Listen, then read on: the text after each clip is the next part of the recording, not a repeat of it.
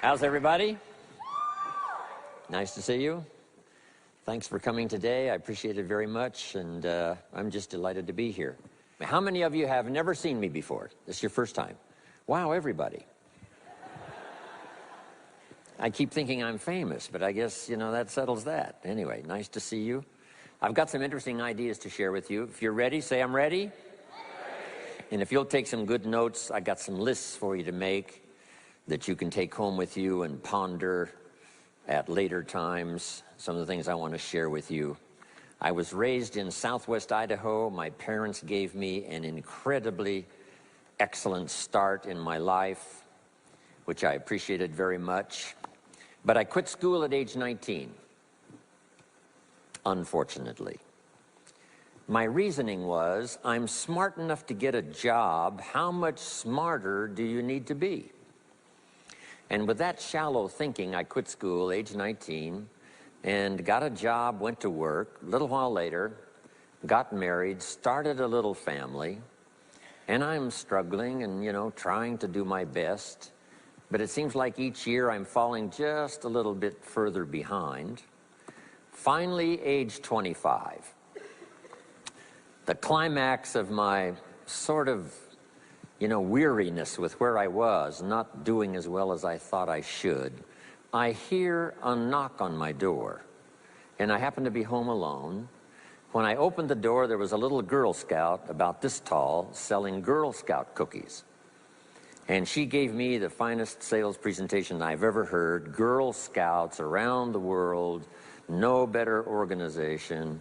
And we've got these cookies, only $2, several flavors. And with a big smile, she very politely asked me to buy. No problem, I wanted to buy. Big problem, I haven't got $2 in my pocket. Now, I'm a grown man, I live in America, I've been to 1 year of college, I'm married, I've got a family, and I don't have $2 in my pocket. And I didn't want to tell her that. So I did what I thought was next best. I lied to her. I said, hey, look, I've already bought lots of Girl Scout cookies. I've still got plenty in the house that we haven't eaten yet. And she said, oh, that's wonderful. Thank you very much. And she leaves. When she leaves, I say to myself, I don't want to live like this anymore. I mean, how low can you get lying to a Girl Scout? I mean, that's about as low as you can go.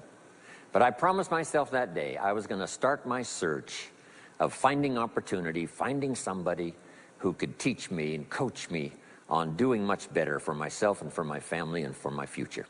And shortly after that, I met a most extraordinary man, very wealthy, but a friend of mine said, you got to meet this man. He's rich, but he's easy to talk to.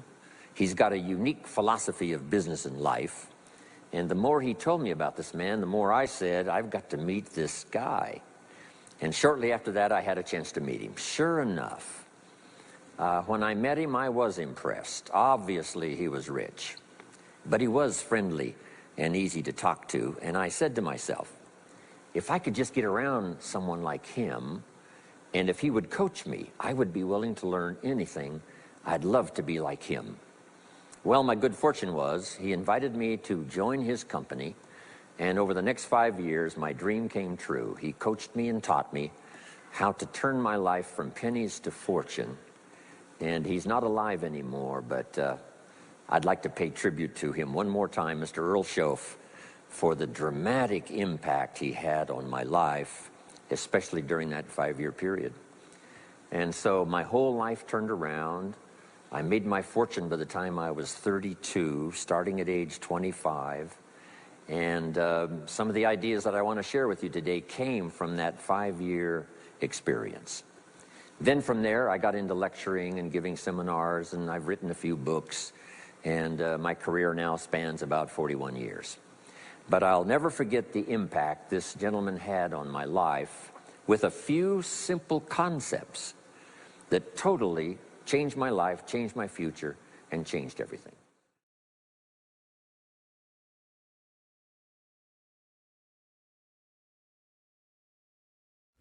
Let me give you the day that turns your life around, as quickly as I can. I got 4 parts to the day that turns your life around, and then we're finished for the day. Number 1, disgust. Disgust. Disgust is a negative emotion, but it can have a very positive, powerful effect. Disgust says, I've had it. What an important day that could be. I've had it. Wow.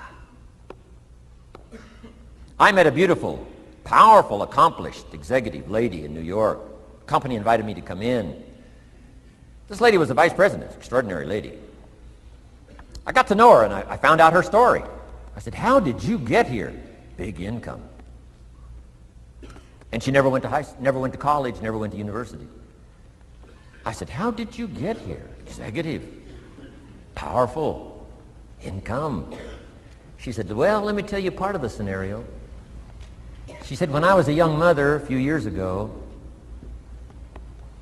she said, one day I asked my husband for $10. And he said, what for?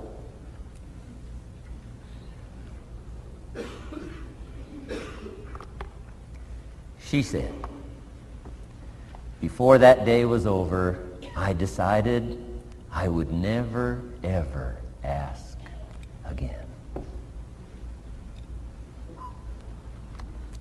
She said, I started studying opportunity, found it, took the classes, put myself through the schools, did the scenario.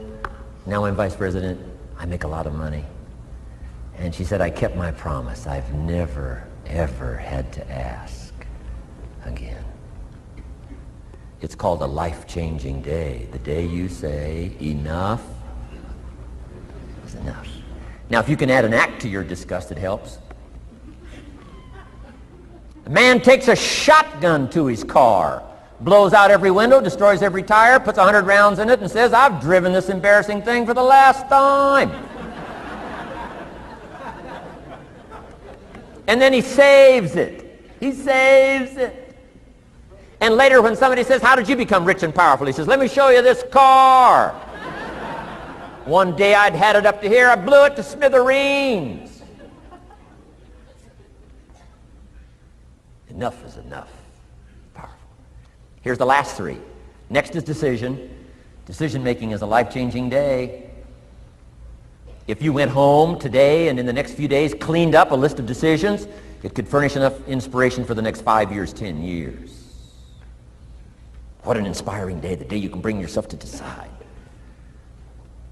And here's the 3rd one, desire, wanting too bad enough. Who knows the mystery of that? We don't know. But here's something I do know. Sometimes desire waits for a trigger, waits for something to happen.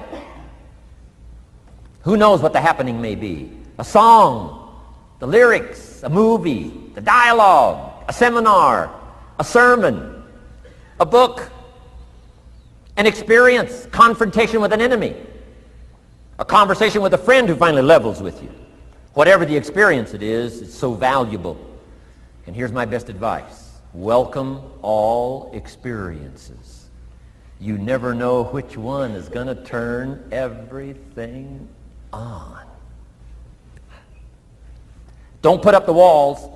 The same wall that keeps out disappointment keeps out happiness. Take down the walls. Go for the experience. Let it teach you. And here's the last one. Resolve. Resolve says I will. 2 of the most powerful words in the language. Benjamin Disraeli said, nothing can resist a human will that will stake its existence on its purpose. Shortly put, I'll do it or die. Best definition of resolve I got from a little junior high girl, Foster City, California. I'm going through some words one day. I got to this one and I asked the kids, who can tell me what resolve means? Some didn't know, some tried. Interesting. The last one was the best. Little girl about 3 rows back, she said, I think I know, Mr. Rohn. I said, what? She said, I think resolve means promising yourself you will never give up. I said, that's the best I've ever heard. She's probably giving seminars somewhere today, right? I mean, that's the best I've heard. I asked the kids, how long should a baby try to learn how to walk? How long would you give your average baby? Before you say, hey, enough's enough. No. Any mother in the world would say, you're crazy. My baby is going to keep trying what? Until. What a magic word. I want you to write it down. Until. Promise yourself you'll read the books until your skills change. You'll go to seminars until you get a handle on it. You'll listen to it until it makes sense. You'll go for it until you understand it. You'll practice it until you develop the skill. Never give up until, however long that is. Step by step, piece by piece, book by book, word by word, apple by apple. Walk around the block, walk around the block. Go for it. Don't miss the chance to grow, and resolve that you'll pay the price until you learn, change, grow, become. Then you'll discover some of life's best treasures when you pay that